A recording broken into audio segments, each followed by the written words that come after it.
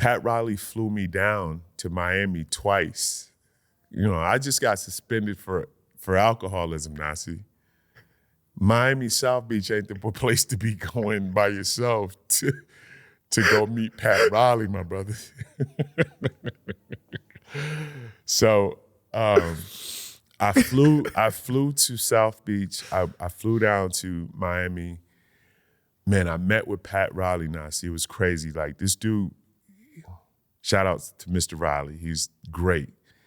He met me for lunch. He brought 2 books, a laminated poem with my name in it. And it was crazy, man. I'm sitting across from Pat Riley after all this crazy stuff had just happened to me. Keep in mind, I just got suspended my contract terminated by the Boston Celtics. Now I'm sitting across from another legend who's like, I got you. So I had a visit with New York. So I flew to New York. I met with Zeke. I met with Isaiah. So I've got both Isaiah Thomas and Pat Riley kind of bidding for, and the league was gonna, so what happened was when my contract was terminated, I was suspended, but the league was gonna reinstate me, like within, like, if I passed a few tests, they were gonna reinstate me. That's when I became the free agent. So I had the New York Knicks and the Miami Heat. And Miami, keep in mind, hadn't become the Heat. Like, they hadn't gotten Shaquille yet. So this was like Brian Grant, D Wade, that crew.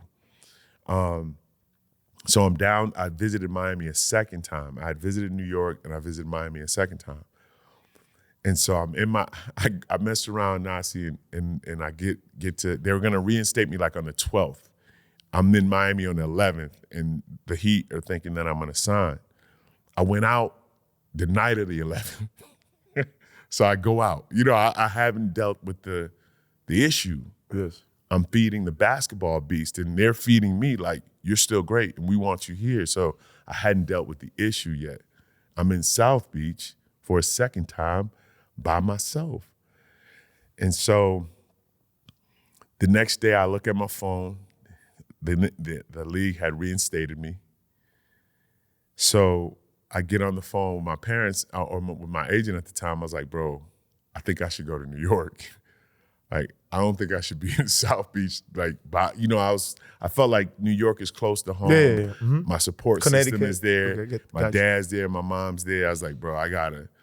So the crazy thing is, like, that whole day I switched because it was my second visit, and Miami assumed that I was gonna sign with them, and I ended up like going to New York and signing with them and leaving Miami. I basically, this is the first time I'm saying this on camera, I basically snuck out of Miami, if that's even possible, because Pat was like, Mr. Riley was like, you ready to sign? And I was like, I mean, obviously he would have said that. I mean, if you come in second time right, yeah, no, for sure. Of course. But I'm still, in all, I shouldn't say in all fairness, I wasn't thinking straight. Now, see, I still was drinking. Yeah. So I'm not weighing these situations with a clear mind. I was like, man, I want to go back to the Garden. And so I ended up flying into New York. And I actually met them in Philadelphia. They picked me up in a plane, and I flew to Philadelphia and met the team there at shoot-around. I'll never forget it, man. I walked in, shoot-around, and Marbury was like, the Olympians here? I was like, my man, the Olympian is not here, my brother. I'm not, the Olympian is not here. Vin's here, and we're gonna try to make do. But Marbury was like, the Olympian's here. He was just talking. It felt good, man, but that tells you, man. You one of them ones, man. Yeah, so it felt good, and I tell you, a touching, a heartwarming, touches me, and it's like one of my best NBA stories. Although I was in a tough spot with the disease at the time, I still hadn't done what I needed to do to get sober. We played the New Jersey Nets in the first round of the playoffs, Jason Kidd versus Marbury. Big deal for, that time. And I didn't play the whole series, man. Like, Lenny Wilkins was the head coach, didn't play the whole series, and it was fine. Like, I was just happy to be on a roster, man. Like, I made it back to the league out of all the stuff I had just been through. Finally, game 4 at the Garden, Lenny throws me in. I'm like, oh man, I don't know what the circumstances were, but I got in the game. And I think I had like 9 points and 4 rebounds, like relevant points. We weren't getting blown out. It was like 9 or 10 points and 4 rebounds. And I fouled out. And as I'm coming out of the game, man, and the whole Garden stands up, bro. Gives me a standing ovation. It was crazy. Like that whole year from being terminated by Boston, and it was like the Garden knew, but I wasn't thinking. I was just like, I don't foul out of the game.